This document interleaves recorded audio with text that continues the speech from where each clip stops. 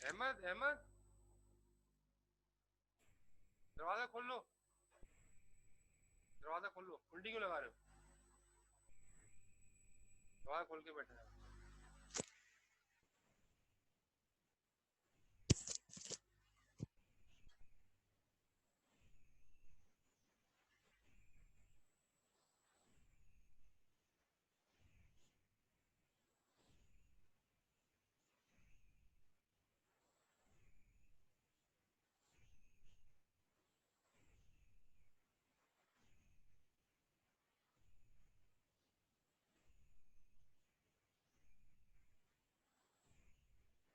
आवाज आ रही है मेरी, क्लियर है?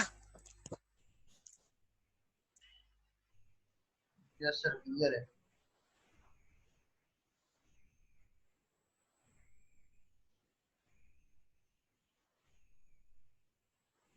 तो यहाँ पर जो है वो हमने देखा मूव इंस्ट्रक्शन जो आपने देखी कि इसके अंदर जो है वो जाहिर है वैल्यूज को मूव करा सकते हैं।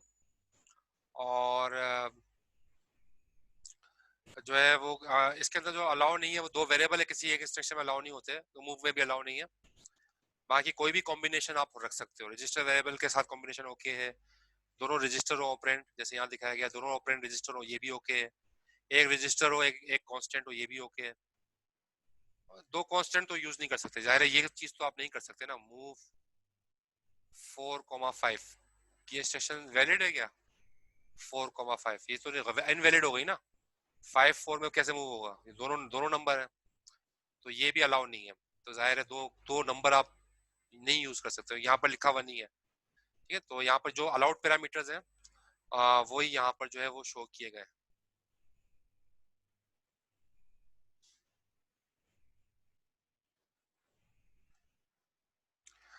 अब मसला ये है कि जब दो वेरिएबल अलाउ नहीं है, अब हमें करना क्या है?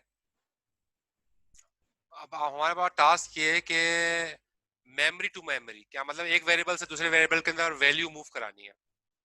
एक वेरिएबल है फॉर एग्जांपल ए, दूसरा वेरिएबल है फॉर एग्जांपल बी, तो बी की वैल्यू ए में मूव करानी है, तो मैं कैसे कराऊंगा? वो तो असेंबली के अंदर अलाउ तो करता ही नहीं है कि दो वेरिएबल एक इंस्ट्रक्शन में यूज करें। तो अगर मेमोरी टू मेमोरी अगर मुझे वैल्यू ट्रांसफर करनी है तो वो मैं कैसे करूंगा? उसका तरीकेकार क्या होगा, कोई बता सकता है? क्या करें? बी के कंटेंट को ए में ट्रांसफर करना है और दो वेरिएबल तो आप इंस्ट्रक्शन में यूज कर नहीं सकते,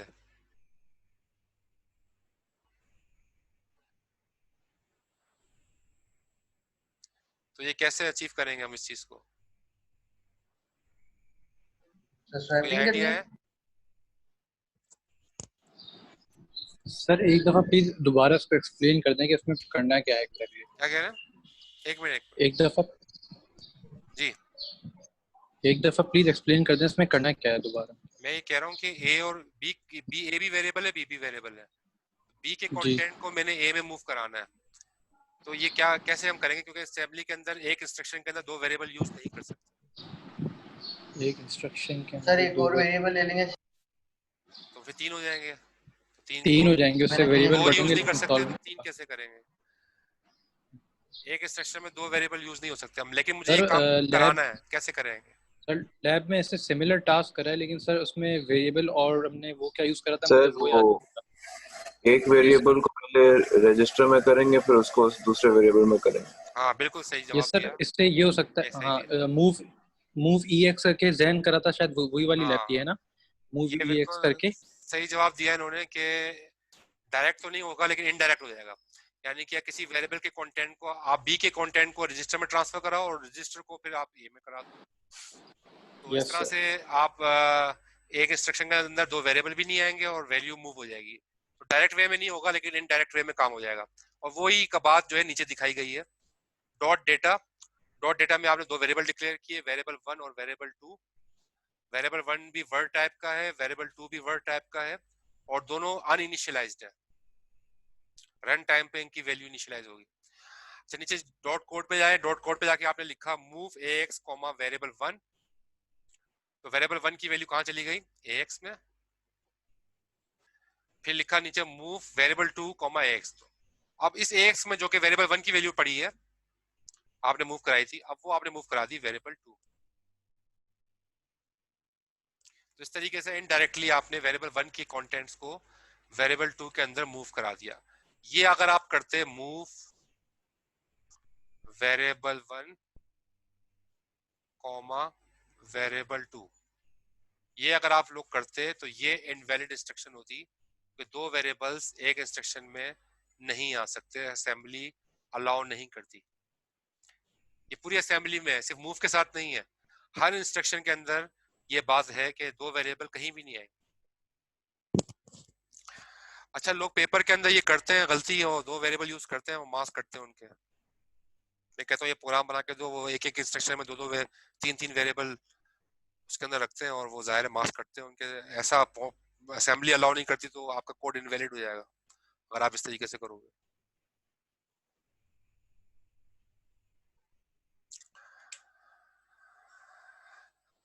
अच्छा जी, मूव इंस्ट्रक्शन के अंदर हम पढ़ रहे हैं ओवरलैपिंग वैल्यूज के बारे में। अच्छा, अब ये देखो, ये स्लाइड इंपॉर्टेंट है, ये आखिरी स्लाइड करते हैं आज की क्लास की, फिर इसके बाद क्लास खत्म कर देते हैं।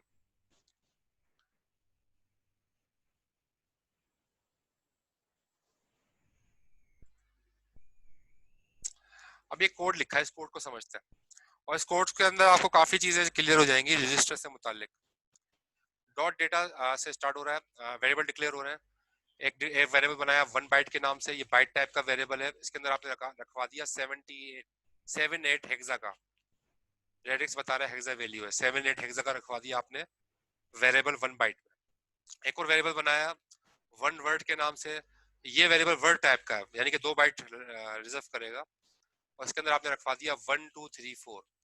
जाहिर है 2 बाइट ही है, 1 2 एक बाइट हो गया, 3 4 ये दूसरा बाइट हो गया, और ये हेक्सा की वैल्यू है, तो ये 2 बाइट आपके स्टोर हो जाएंगे 1 वर्ड के अंदर।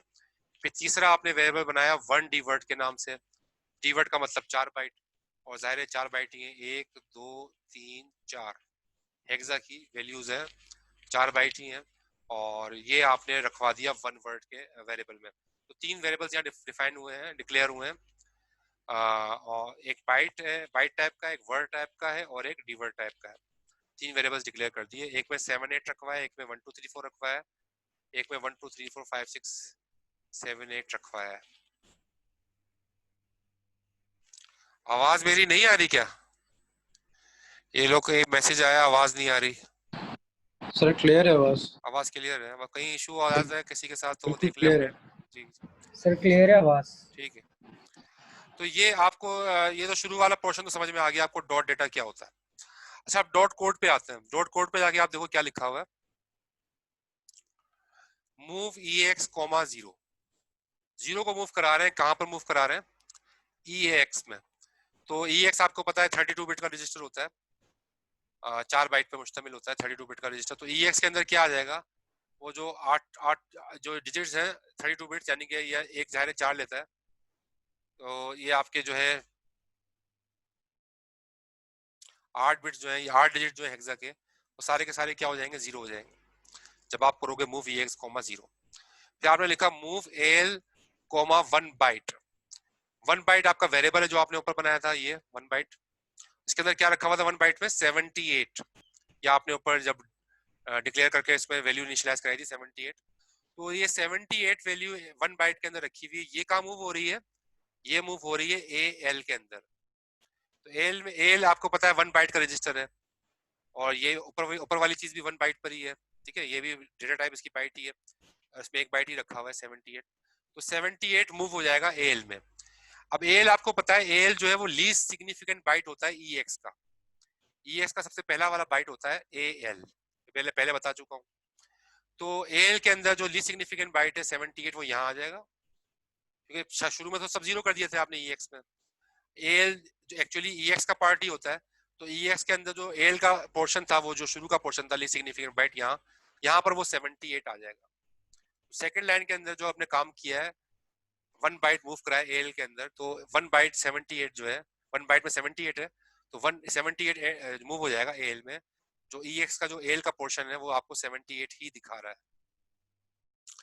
फिर नीचे आप देखो move AX comma 1 word, 1 word जो वेरिएबल ऊपर बनाया था वन वर्ड, ये वर्ड टाइप का वेरिएबल है, जाहिर है 2 बाइट ले रहा है, 1 2 3 4 इसके अंदर स्टोर्ड है।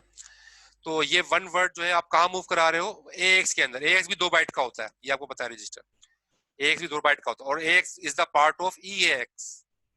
तो शुरू का जो 2 बाइट होंगी वो AX कहलाती हैं। तो आप देखो 1 2 3 4 जो शुरू की 2 बाइट्स हैं, लीस्ट सिग्निफिकेंट 2 बाइट्स AX हैं, EX की जो है, EX की लीस्ट सिग्निफिकेंट 2 बाइट जो है वो AX है, और उसके अंदर रखा हुआ था, उसके अंदर जो है वन वर्ड आपने रखवाया, वन वर्ड में 1 2 3 4 था, तो आप यहाँ देखो 1 2 3 4 यहाँ पर आ गया है, बाकी सब जीरो है, ठीक है, क्योंकि बाकी सारे कंटेंट जीरो थे। यहाँ पर शुरू में 78 था, 78 ओवरराइट कर दिया इसने, 3 4 कर दिया, क्योंकि AX के अंदर जाहिर 2 बाइट लेता, तो 2 बाइट जो है वो AL के ऊपर भी ओवरराइट हो जाएगा। फिर थर्ड लाइन में लिखा है move EAX one word. One word जो है ऊपर देखो आप, वन वर्ड जो है वो डी वर्ड टाइप का वेरिएबल है, जो कि 4 बाइट ले रहा है, 1 2 3 4 5 6 7 8, ये हेक्सा के डिजिट्स जो है 8 इसमें आ रहे हैं। तो ये अब आप मूव कराते हो वन वर्ड आप कराओगे 4 बाइट, और जाहिर है EX भी 4 बाइट का ही होता है। तो आज जब वन मूव कराओगे वन वर्ड को EX में, तो EX में क्या आ जाएगा, 1 2 3 4 5 6 7 8 हेक्सा का। फिर आपने लिखा नीचे मूव AX, 0 AX, 0 AX आपको पता है शुरू की 2 बाइट होती है EX की, और वो उस पर आप 0 करवा रहे हो, तो EX की शुरू की 2 बाइट कौन सी हो गई, ये वाली, इसमें 0 आ गया, ठीक है। बाकी में क्या रखा हुआ है, 1 2 3 4, 1 2 3 4 कौन क्यों रखा हुआ है, ये बताएं, कौन बताएगा यहाँ 1 2 3 4 क्यों रखा हुआ है। शुरू के अंदर ये आखिरी लाइन में देखें 1 2 3 4, ये आपने लिखा मूव AX, 0, तो AX का मतलब 2 बाइट के अंदर से 0 मूव करा दिया, 2 बाइट के अंदर 0 आ गया, ठीक है। ये इसके बाद जो है उसके बाद की दो बाइट में 1 2 3 4 क्यों लिखा है, पता है रीजन।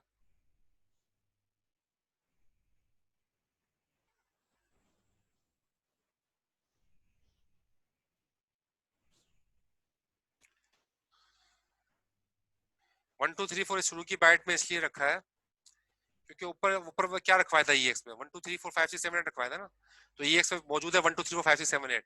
जब आपने लिखा मूव AX, 0, तो शुरू की 2 बाइट में तो उसने 0 कर दिया, क्योंकि AX का मतलब 2 बाइट, तो शुरू की 2 बाइट में तो 0 कर दिया, लेकिन बाकी की जो बाकी मानदा 2 बाइट्स थी उनके अंदर वही वैल्यू रही जो पहले रखी हुई थी 1 2 3 4, वही वैल्यू रही, जाहिर है वो डिस्टर्ब नहीं होगी, तो EX में आ गया 1 2 3 4 0 0 0 0।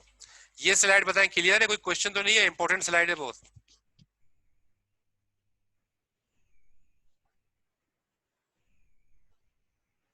इस स्लाइड में कोई क्वेश्चन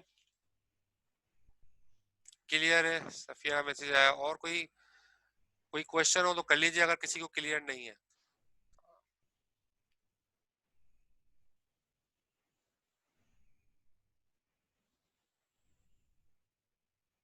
ठीक है, तो आपको पता चल गया ना, EX के मुख्तलिफ पार्ट चेंज हो रहे हैं, EX रजिस्टर के मुख्तलिफ पार्ट चेंज हो रहे हैं, और जो वैल्यू हम रखवा रहे हैं EX का वो पार्ट चेंज हो रहा है, और जहां वैल्यू जाहिर नहीं है तो पुरानी वाली वैल्यू EX की मौजूद रहती है, वो ओवरराइट नहीं होती।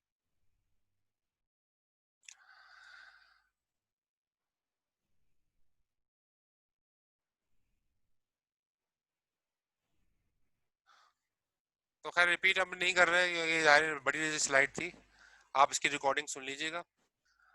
पूरी स्लाइड तो मैं रिपीट नहीं करूंगा, कोई क्वेश्चन इसमें अंदर हो, कोई किसी का टेक्निकल कोई चीज हो तो वो पूछ सकता है। अच्छा, इसमें सवाल आ रहा है क्लास कब खत्म होगी, टाइम खत्म हो गया, टाइम हाँ इसका सही कह रहे हैं, खत्म होने जा रहा है। अच्छा, मुझे अटेंडेंस में अभी 21 लोग नजर, कितने लोग आ गए, 23 है, 21 है, 21 लोग नजर आ रहे हैं।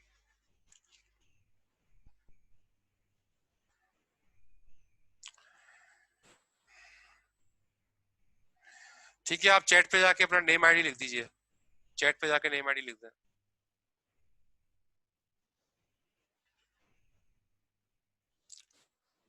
सफिया सज्जाद, अब्दुल मन्नान, बिलाल हदीद, जैन, नाम आ रहे हैं मेरे पास।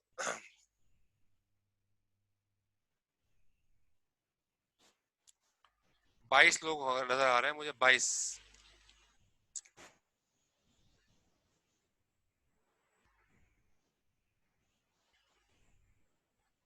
नहीं, मैंने नेम इसलिए पहले सेशन में कॉल नहीं किया, हो सकता है किसी का रह गया हो, और नाम बहुत तेजी से आ रहे होते हैं ना, तो चैट में मैं फिर शायद निकल जाता ऊपर। वो तो मैं इसलिए बता रहा होता हूँ कि नेम आपको इत्मीनान हो जाए भाई, यहाँ पर नाम आ रहे हैं लोगों के ना जो आप लिख रहे हो।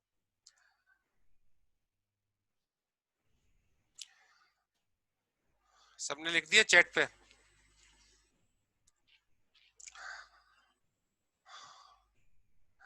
अच्छा, दोबारा रिपीट कर रहा हूँ, अगली क्लास में क्विज होगा, ट्यूसडे वाली क्लास में, क्लास टाइमिंग में ही, और लेक्चर 3 जो चैप्टर 3 है उसमें से, तो उसके लिए तैयार रहिएगा, और अपना इलेक्ट्रिसिटी इंटरनेट का बैकअप अपने पास रखिएगा। आवाज मेरी कोई कह रहा है नहीं आ रहा है, तो आवाज अपने एंड पे देख लें, ऐसा निजाज कह रहे हैं आवाज नहीं आ रही।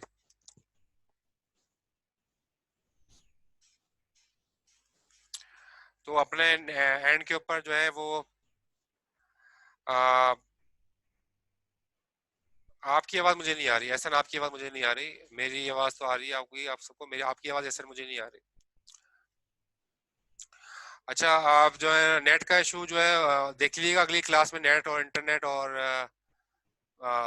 इलेक्ट्रिसिटी का जो है ना वो आप देखिए, बैकअप अपने पास रखें, वो इस क्लास टाइमिंग में हम लेंगे, और जाहिर है वो जिस तरह पहले लिया था, आधे घंटे का तकरीबन टाइम आपके पास होगा, और थोड़ा सा मैं ऊपर दे देता हूँ 5-10 मिनट, लेकिन 5 मिनट ऊपर, लेकिन ज़्यादातर आधे घंटे का टाइम होता है, तो इसलिए आप उसी टाइम पीरियड में क्विज सबमिशन कराइएगा, बाद में मैं गूगल फॉर्म पे ऑफ कर दूंगा क्विज, तो जाहिर है फिर आप क्विज नहीं दे सकोगे।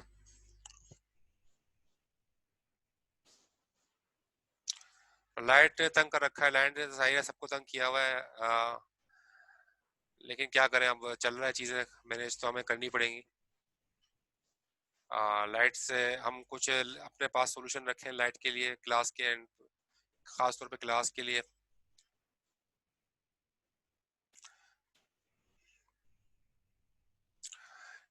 ठीक है जी, तो नेक्स्ट क्लास पे इंशाल्लाह फिर कंटिन्यू करेंगे।